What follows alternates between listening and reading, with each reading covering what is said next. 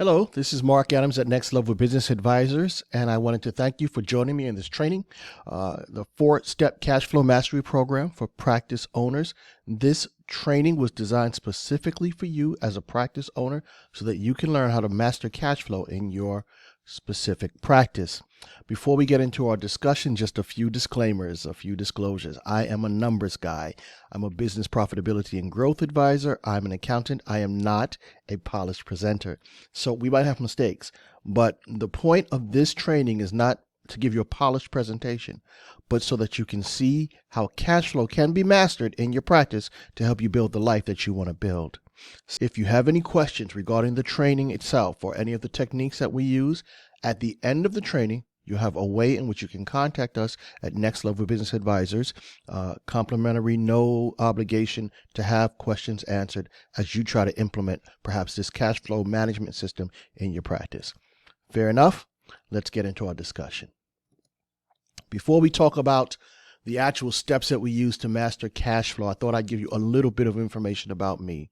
I think it's only fair, I'm going to move my face out of here a little bit. It's only fair to give you a little bit of information about me because if you're bothering to listen to someone, you should know something about them as far as their expertise. So like I said, my name is Mark Adams. I own Next Level Business Advisors and MCA Certified Tax Preparers. Both of them have different purposes. The business advisory portion, that vertical, really is to help practice owners and businesses to reach profitability and growth, to find ways in which they can fix mistakes and overcome hurdles so that they can grow their business. MCA Certified Tax Preparers is where we actually started and cut our teeth. We focus on tax preparation, tax planning. We do tax resolution if you have IRS problems, things of that nature. That actually brings me to this third bullet point, EA. I am an enrolled agent. An enrolled agent is someone who's licensed by the Division of Treasury, the IRS, and all levels of tax competency. So we help people who are involved with tax problems. They might come to us on a separate matter, usually not my clients, but they'll come to me because of those things, and we resolve tax matters. I'm a profitability and growth business advisor. As I mentioned earlier, we've taken a lot of our time to help business owners and practice owners understand the hurdles that stop them from growing, and then we help them overcome that by implementing these in their practices and their businesses. We have a couple of other ebooks that you might want to take advantage of. One is the 7 financial mistakes that practice owners make. We also have the bit managing the 5 keys to business success. I'm a certified QuickBooks Pro advisor. I've even written a hard copy book. It's entitled The Simple Resolution. It's a layman's guide to tax resolution. So I'm proud of the accomplishments that I've had, but more than that, I'm proud because I've had the opportunity to help businesses and practice owners sort of reach the life that they want to have. My office is located in Englewood Cliffs, New Jersey, and you see there my next bullet point says 2 women. You're only seeing one. That's my wife, Missy. We've been married for about 9 years now. Proud of that, obviously. She supports us and supports me and makes sure that we have a happy home. And of course, that's part of the beautiful things when you own your own practice and business. And of course, the other woman in my life is my dog, Nina. That's a funny one, isn't it? I have no children, just the 4-legged kind. So there you see Nina in the bottom. But like I mentioned earlier, the most reason that I have for pride and joy is helping practice owners solve key issues in their respective businesses, such as cash management. The reason that I fell into this is because I had a very amazing client. He was a podiatry owner. I'm going to call him Jeffrey Podiatry. Hashtag name has been changed, right, to protect the innocent. But he had a thriving practice, but he had a challenge when it came to cash flow. $2 million annual revenues, but employees had challenges getting their paychecks cashed. It helped me to come up with a system that I utilized in his practice and then I commoditized and used that same system to help other practice owners who had financial challenges when it came specifically to cash flow. And so then I thought maybe we can put this out there so that other people can use it and improve their own practices. So enough about me. Let's get into our discussion. What we're going to talk about when it comes to cash flow are these bullet points that you see here. The first one that we want to discuss is what is cash flow? And really, how does it differ from net income or net profit? We're going to take a few minutes and talk about why it's important to master cash flow in your practice. And then we're actually going to talk about how we do it for our practice owners and how you can use this technique, this system in your own practice. We'll wrap it up with a case study because it's important for you to be able to see it in a real setting. And then if this is a live one, we'll have questions and answers. If it's not live, even if it's recorded, we will not include the questions and answers in this recording. Okay, so with that stated, let's get into our discussion. What is cash flow? How does it differ from net income? You'll notice that I'm moving my own screen around. Forgive me. I like to explain cash flow to business owners, to practice owners, like traffic. Traffic is very much like cash flow. On the left-hand side of this graphic, you'll see cars moving along a highway or a roadway, right? And as traffic is moving, it's actually flowing down the road. That's what cash does. It flows into your business and it flows out of your business. So why like traffic? Because sometimes, like you see in this picture, traffic is just flowing. Cash is just flowing. There's no problems whatsoever. But if you've been driving long enough, you know what will happen with traffic. You will inevitably have a slowdown. And when you're on the highway and you have a slowdown, what do? Well, you just sit and wait. But if you're in business and your cash slows down, you can't just sit and wait. You can run into all types of catastrophe. And so cash flow is much like this highway of traffic. We always want it to flow, but we will inevitably have slowdowns. And a successful business learns how to minimize the slowdowns. And when they do have slowdowns, have reserves to address that. So then what is net income? Well, it's like that mile marker on the right-hand side. It's a snapshot in time that tells you if you are profitable or not. One of the most common snapshots that we look at when it comes to a net income is the profit and loss statement on December 31st, right? That's tax time the following year. Have you ever had it where you've heard of a friend say, hey, my accountant told me that I had a profitable business, but it sure didn't feel that way, right? The snapshot can tell you that you're profitable, but if you struggle with cash flow, it might not feel like that. There are also times when you can have good cash flow, but be running in the red. You can be not profitable. How? Because you can get money into your practice without earning it through collections or through procedures, right? Sometimes loans might come into play. So you might feel cash flowing, but be running in the red. There's a difference between cash flow and net income. I hope that clarifies it a little bit. Optimally, we want to have a business or practice with good positive net income and good flowing cash. If we do that, we're moving in the right direction. So with that said, let's talk a little bit about why it's important to manage cash flow in your practice. I've come up with 4 bullet points, and these 4 bullet points are just a smattering of why it's important. But I appreciate it, and I think you will too, why it's important to manage cash flow in your practice. The first bullet point speaks about increasing personal wealth. Is it possible to increase personal wealth because I have good cash flow? Absolutely.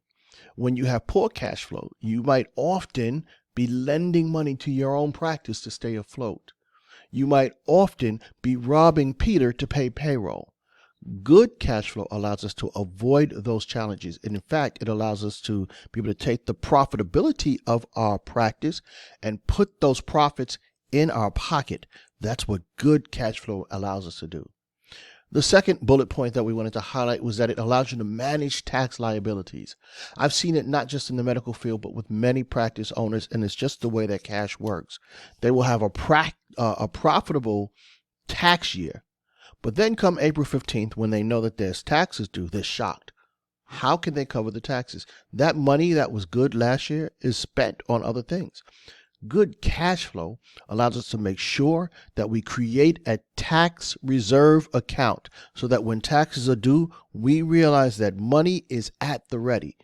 Our clients who utilize our cashback system, which is what we call it, never have to worry about paying their tax bill because we have addressed that with every single dollar that comes into our practice. The third thing, happy staff. I always say happy staff, happy practice. When you have good cash flow, your staff is happy because they never have to worry about paychecks. They're always paid. You always are able to give them your very best. And a happy staff actually helps make happy patients. Why? Well, when your staff is happy, they treat the patients better. The patients feel more comfortable. So managing cash flow has a positive effect even on your practice, your patients, right? You can reinvest in your office space. You can make it look more aesthetic, more pleasing. Puts people at ease. Lets people know that you're modern. And it helps people to feel comfortable there. You see there, I have no product delays. It makes me think of my podiatrist. He had a good profit margin when he sold orthotics, right? But because his cash flow suffered, he was often in arrears. The vendors would hold the products until certain amounts were paid.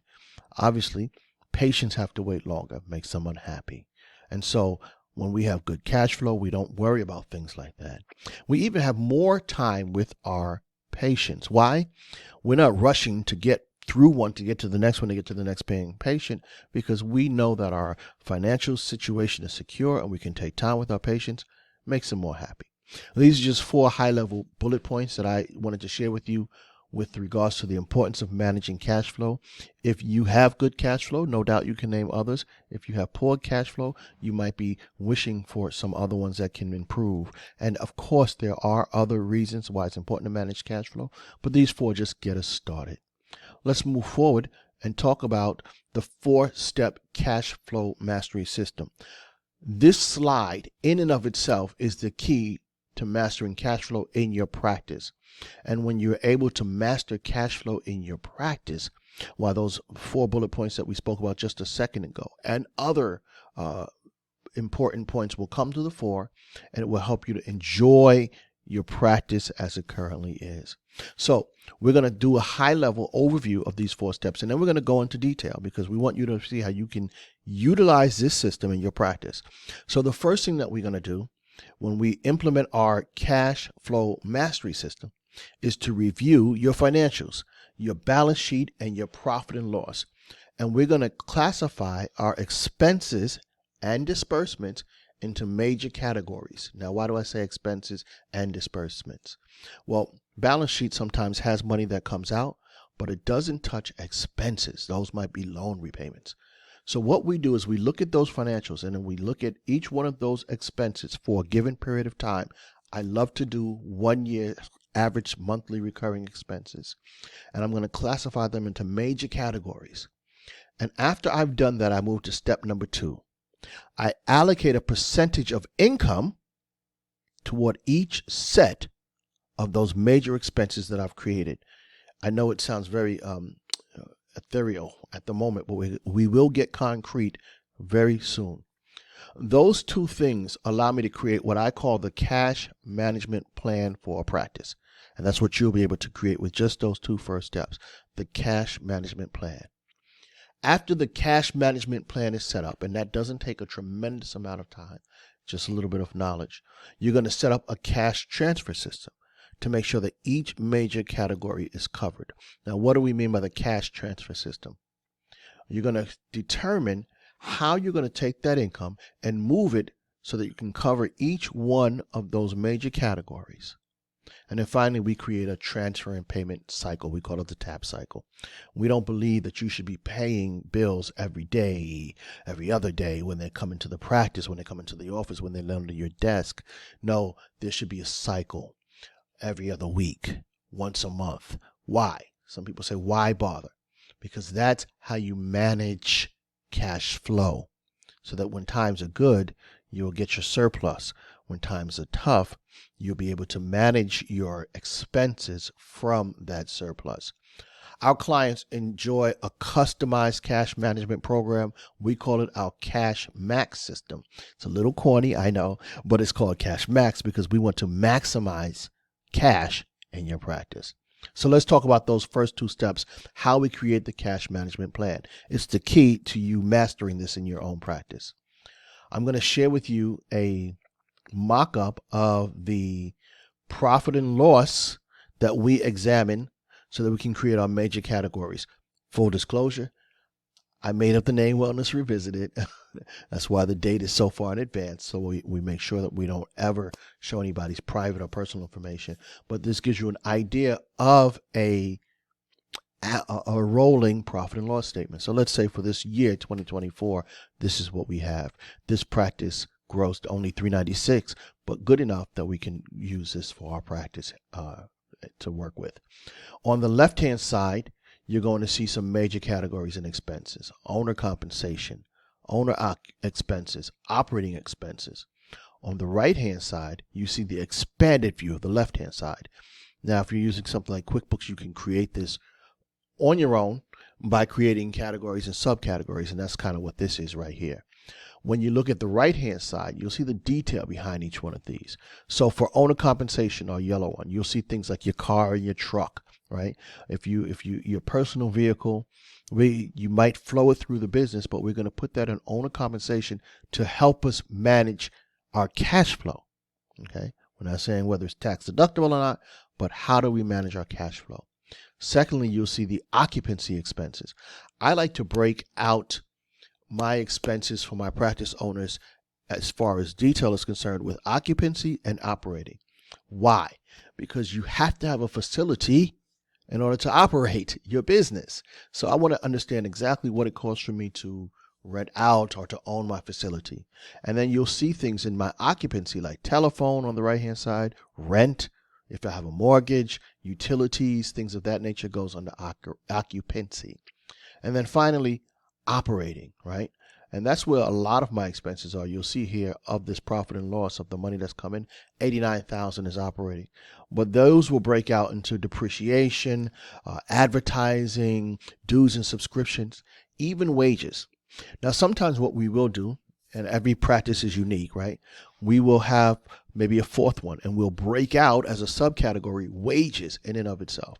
It all depends on what this practice needs in order to get you up and running with our cash flow management. It does depend on you, and you're going to make those determinations as you create your own cash management plan for your practice. Okay, a couple of other things I want to share with you when it comes to this profit and loss and understanding our analysis. And I'm trying to get this right here. We actually pay our expenses on a hierarchy. So when we looked at our P&L, we had our owner compensation, we had occupancy expenses, we had operating expenses, perhaps we carve out payroll. There's a hierarchy of payments that we do in order to make sure that this system works. The first person paid is you, the practice owner. Why? Because it's your practice. You're the one that takes the risk. You're the one that makes it go. And so you have to be properly compensated. Now, after you, we have our hierarchy. And typically, our second one who's paid is our occupancy.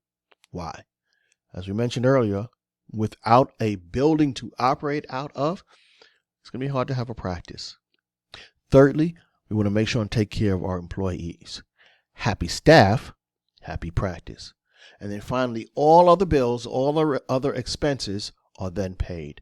We create what we call our transfer and payment cycle, which is what you see before you. And basically, we create a specific time where we're going to look at our bank account, determine what's in it, and allocate the cash to our respective categories. In this case, you'll see our payroll account on the top-hand side. The way this allocation broke out, about 57% of our income is relegated or allocated to payroll. About 11% was allocated to our occupancy. And then we might have the rest, the balance, going to our operating, or if we have carve-outs. So on this specific date, we look at this account, and if we're using multiple bank accounts, we're going to do transfers from our incoming operating account to our subsequent major category accounts. We might have a building account. We might have an owner's comp where we're going to take out our own personal money. If we've carved out payroll, we'll carve out payroll. And if we have any other expenses, they sit in our operating account. With the remaining expenses, and we usually use an aging report, an accounts payable aging report, we will start to pay our bills at this specific period of time. bi-weekly, or bi-monthly, I should say, or once a month. We lay it all out to make sure that we can cover every single expense that's available. Now, here's the nuance. If I don't have enough money at this given point in time, I'm going to pay some of my vendors, because if you pay your vendors on a regular basis, they won't be prone to hold things in the rear for you. That's our tap cycle after our allocation percentage is used, and that allows us to pay our bills on a regular basis without much time, thought, or effort in getting it straight. I hope that makes sense. Let's see if we can move forward. Does it really work? I said I wanted to share this case study with you so that you can understand how it works in a real practice. And like I mentioned to you before, I came up with this solution for my specific podiatric practice owner. Very profitable. He had 2 offices. He had been in business for almost 29 years, so he knew how to run a business. But again, even when you're profitable, you can run into cash flow problems. He had annual payroll of $1.8 million. And he had total liabilities of $152,000. Now, when we say total liabilities, I don't mean current. I mean liabilities that extended 90 days. And so there was always a challenge with who to pay and how much. As I mentioned, he had been in business for well over 25 years, 29 years or so. Very profitable, but cash flow was a problem. In fact, when we talk about paychecks, for instance, he didn't do direct deposit for his employees because he didn't have the money to make the transfer into that payroll account. So each check was hand delivered. That also gave him time so that if a day he didn't have enough money, he could hold that check. If the person was out sick or the person took vacation, he would hold that check and transfer money on a daily basis so that checks didn't bounce. Product was held. Vendors were not happy. And in this case, this particular owner had a challenge because he owned one of his properties and property taxes were in arrears. And so there was a danger, obviously, of losing the property. So we created some immediate goals and some long-term goals for this practice owner using our Cash Max system. We laid them out when we started. We wanted to first make sure that he could draw his personal money every 2 weeks. Again, you take the risk as the owner. You have to have that reward. So immediately we wanted to do that. Secondly, we wanted to make sure that payroll would be covered without the need for daily cash transfers. Now, I talked to you about the hierarchy of payments that we typically do. And in this case, we switched it up a little bit because in this case, and every practice is different, his employees had history. We wanted to fix that. Thirdly, we wanted to reduce overall short-term liability, get current with property taxes. That was our 4th one. And for what we did for him is we carved out a special tap cycle simply to address the property taxes. And then we wanted to ensure that all of his DMEs were up to date so that products wouldn't be held. That was critical. If your durable medical equipment is your high paying, high margin product, then we don't want to hold it. We had some long-term goals. We wanted to create a tax return reserve account so that when tax time came, he could simply write the check. We wanted to make sure that the payroll bank account always had a surplus. It seems like there are always payroll taxes that pop up. We didn't want to ever be delinquent when it came to payroll or payroll taxes. We wanted to reduce interest expense from persistent loans. Obviously, a lot of times when a practice owner gets into trouble, they take out loans. That interest sucks money right out of your practice. It's a drain. We wanted to get rid of that as soon as possible. And then I wanted to make sure that we built our owner's personal cash reserves. How did we do it? We implemented our Cash Max system to the practice, and we experienced positive, immediate results. I'll tell you how. We prioritized disbursements in the following order. We did our owner's draw. Like I mentioned, in this case, we reorganized it because his employees had history. We wanted to put them at ease, so we did the hierarchy of payments. Secondly, to handle our payroll expenses. Thirdly, as I mentioned, we carved out a specific cycle for property taxes because that was important, and we wanted to make sure to take care of those things so that the property would not be in jeopardy. Then we did DME because we wanted to make sure that that high margin product would be allowing him to increase his cash flow. And finally, we did our operating expenses. We calculated the percentage of income based on his prior year income statement and balance sheet. And each week, because he had a lot of help that needed to be done, we allocated income to the allocated accounts. And we set up a bi-weekly vendor payment schedule. Immediately put the vendors at ease, by the way. Immediately allowed them to let their products, their orthotics, start to flow again, because they felt like they were always getting paid, and we were able to manage the cash flow appropriately. Here's the results. And I will say that much of this is going to be based on you, the practice owner, in this case, the doctor. He was very, very compliant and disciplined once we put this into place. So we were able to consistently make payroll without needing to perform daily transfers. Immediately, his employees felt better. We were able to catch up with all property taxes within 9 months, which was amazing. The weight that was lifted off of our shoulders, and his, obviously his more than ours, but was tremendous. It allowed him to be put at ease. And we were able to cut our accounts payable by 75% within 24 months, because we were able to immediately pay down the loans, right? That freed up the interest money, and we were able to get our products in on time. That gave us cash flow, more fluidity.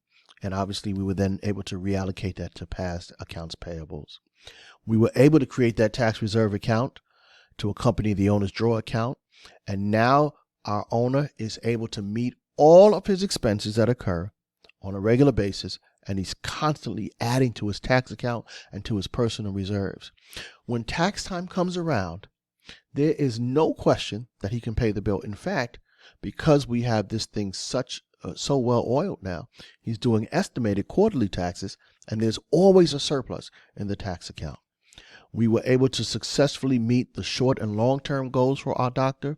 We're able to save our practice owner thousands of dollars every year in personnel costs by reducing man hours surrounding accounts payable.